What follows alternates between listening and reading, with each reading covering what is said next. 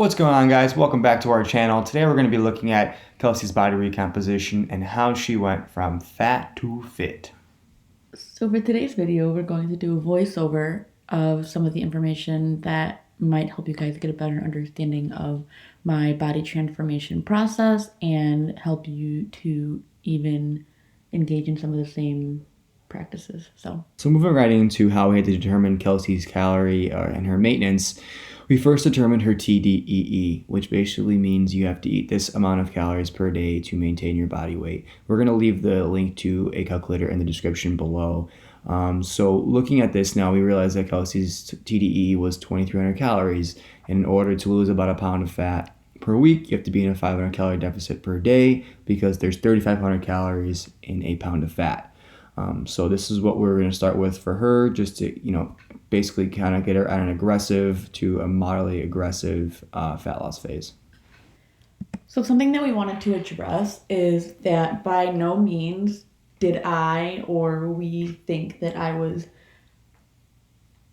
overweight in the sense that I was what society might deem as fat, because I think a lot of backlash gets put on people in the fitness community regarding what fat really looks like or what fat is or body image or certain societal standards. So I want to get into what is known as skinny fat, which is where I think I began my fitness journey as. So the definition of skinny fat. Skinny fat describes a condition in which someone is relatively normal weight but has very low muscle and too much body fat. I pulled this definition from an article written by one of our favorite fitness enthusiasts, Mike Matthews from Legion. So I will link the full article in the description below, but just wanted to throw that in here so you can get an idea of what I'm talking about. This picture also is a representation of what different percentages of body fat looks like in women.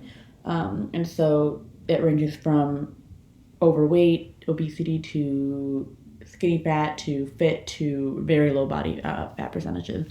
And the primary causes of skinny fat tend to be severe caloric restriction, excessive cardio, and a lack of heavy compound weightlifting, which is all three things I was very guilty of before. I wasn't eating enough because, quite frankly, I didn't have a very high appetite because I wasn't very active. If I was active, it was strictly a lot of cardio. I did a lot of running, and I barely did any weightlifting. And if I did, I probably was not doing it correctly. So a lot of these things played into my physique, where I started my fitness journey. And yeah, so I just wanted to address that. Now let's get into the diet itself. I really want to emphasize that you need to do a diet that fits your lifestyle, and really all diets are just branches from the same tree, and the tree or the root itself is a caloric deficit. So you can do keto, you can do paleo, you can do low fat, even Weight Watchers. It just calculates calories and points, sugar free, whatever you got to do. If you can do a bagel and protein shake diet if you really like it. So it just comes down to you being in a caloric deficit. However you get there, make sure it fits your lifestyle, and that's the biggest thing. Yeah, so some examples of some of the things that I did. My diet kind of really focused on making sure I was hitting high protein, so trying to get a gram of protein in per gram of body weight or per pound of body weight that I had at the time. Kind of decreasing my carb intake and fitting in the fats wherever my macros had left over. So some examples of foods that I enjoyed eating while I was dieting through this journey. I liked a lot of just basic meats like chicken, ground beef, steak. Did a lot of fruits and veggies for snacks. There was like yogurt, more fruits as a snack, oatmeal, protein bars, protein shakes. So you can kind of just experiment with what you like and what you enjoy. And as long as it fits into your macros and meets that caloric deficit and you're taking in less calories than you're burning, then you're going to work toward your goal. And to promote some content that we have coming out soon, we will be releasing a top 5 foods for fat loss or weight loss recipe book that will be coming out in a couple weeks. So keep your eyes open for that. And yeah. Moving on to the training and cardio aspect of things, what was actually really cool is we used Jeff Nippard's upper-lower split that came out actually right after we started to work out together. So I really want to emphasize that when you are training, diet is probably 60, 70, 80% of the results, but training is so huge when you are a newbie. And you are allowed to pretty much progress weekly. If you are following a program, if you're tracking your results, progression is going to be there. Make sure you take your notebook with you. Make sure you're taking pictures because you're going to be changing relatively quickly. And with this 6-day upper lower split, we ran it twice. It was a 9-week program, so it was 18 weeks long. And if someone who is relatively an intermediate lifter, I definitely recommend this. But for a new person, a new lifter, a beginner, this may be a little bit too advanced for you. There is obviously other programs out there that are less days and less demanding, but this is what we ran. And even though I was a newbie lifter, and as Anthony said, he doesn't recommend this program for a new lifter, I am very lucky and grateful that I had someone like Anthony with me on my journey, because he was able to kind of train me through the things that I didn't know or I wasn't familiar with. So he was teaching me and walking me through it. So I was able to kind of quickly hop on this upper lower split training program and learn pretty fast. So that made the difference in me being able to complete it. Something else Anthony also mentioned is that the progression and the results are going to be showing up relatively quickly, because you are going to be making some big changes in your diet and in your training, and your transformation is going to kind of show up in different ways. But even though it is going to be showing up quickly and the changes are going to be a little drastic in the very beginning, I think it's so important to still record your progressions and record your progress with notebooks and pictures, because you are going to be your own biggest critic and you're not going to notice the changes as much as like somebody else would. So it'll help you kind of realize and keep you motivated in your training, because looking in the mirror every day, you're not going to notice the changes. But if you have a picture from a month ago, you're going to see the difference. Something else that people love to ask is, do you need cardio? So for me, I was a senior in college when I was doing this transformation. I was a very active college student. We lived on a relatively small campus, but in a metropolitan area, so we were able to walk basically everywhere. And we were very active in that sense, so that was kind of natural. Another thing to note is that I am a waitress. So when I'm not in school, I am working as a server, which requires me to be on my feet, walking around, running around for hours at a time. So even though it's not necessarily what someone might deem as cardio, it's still very active, and the calories get burned whether you realize it or not. And then outside of that, by choice, I also decided to do 2 to 3 times a week in the gym cardio for about 15 to 25 minutes, depending on how I was feeling or what kind of cardio I was doing. But the reality is, you don't really need to do cardio to kind of get the same weight loss results if you are sticking to your diet and you are adhering to a heavy compound weightlifting program.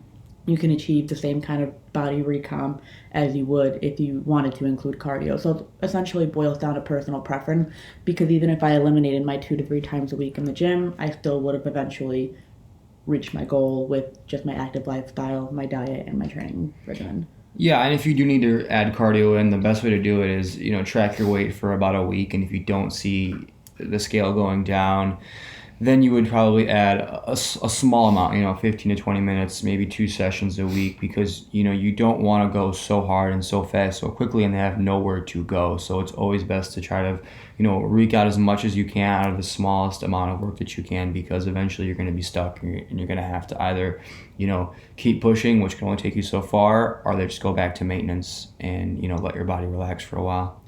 Another recommendation I want to add is that you don't want to do any cardio that is intense, I guess. So because your diet and your training regimen, your weightlifting is going to be the most important thing, any cardio you do shouldn't be too taxing on your body. So I don't recommend doing sprints or any sort of crazy hard impact cardio. You're better off doing a slow incline walk or using the elliptical or the bikes, or even a brief little Stairmaster session, because it's easier on your body and your joints and your bones, and you're not kind of counteracting your body's fatigue in the weightlifting program as well.